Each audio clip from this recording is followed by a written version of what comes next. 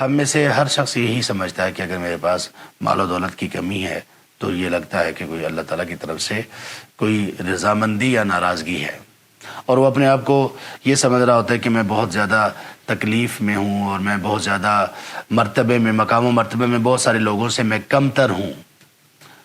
نہیں، ایسا نہیں ہے۔ اسے کیا معلوم بیچارے کو کہ جس حال میں اللہ نے تمہیں رکھا ہے،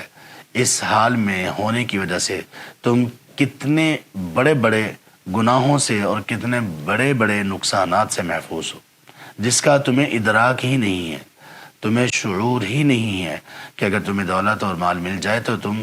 کیا کرنے والے ہو۔ اللہ کو تو علم ہے نا، اللہ تعالیٰ تو مستقبل کو بھی جانتے ہیں، اللہ کے علم میں ہے کہ اس بندے نے کیا کرنا ہے اور یہ کیسا ہو جائے گا۔ سبحان اللہ۔ اس لیے اللہ تبارک و تعالیٰ کی تقسیم پر بندے کو راضی رہنا چاہیے۔ محنت کوشش اپنی جگہ پر ہے، کرتے رہنا چاہیے، لیکن اپنے آپ کو اس دنیا کی خواہشات میں اتنا انوالو نہیں کرنا چاہیے کہ انسان کے دل میں شکوہ پیدا ہو اور انسان اللہ تبارک و تعالیٰ پر ایمان میں کمزور ہو جائے۔ ایمان میں مضبوط رہنا چاہیے تاکہ اللہ تبارک و تعالیٰ کا ہمیشہ شکر ادا کرنے کی انسان میں عادت پیدا ہو جائے۔ ناشکری جب انسان میں پیدا ہوتی ہے تو وہ تب ہی پیدا ہوتی ہے جب انسان جو نعمتیں خود کو ملی ہوئی ہیں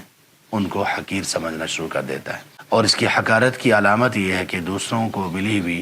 دنیاوی جو نعمتیں ہیں انسان ان کی طرف دیکھے جو زیادہ نعمت والے، زیادہ مال و دولت والے ہیں،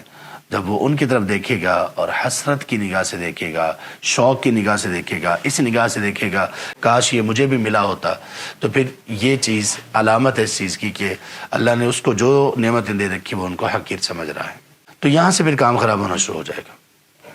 اس لیے اللہ تعالیٰ کی رضا پر راضی رہنا چاہیے اور اللہ تعالیٰ سے اچھی امید رکھنی چاہیے۔ دنیا یہ مستقل نہیں ہے، جو کچھ بھی مل گیا چھوڑ کر جانا ہوگا ہمیں، اور جلد چھوڑ کر جانا ہے۔ ہمارے پاس یہ سب چیزیں عارضی ہیں، استعمال کے لیے،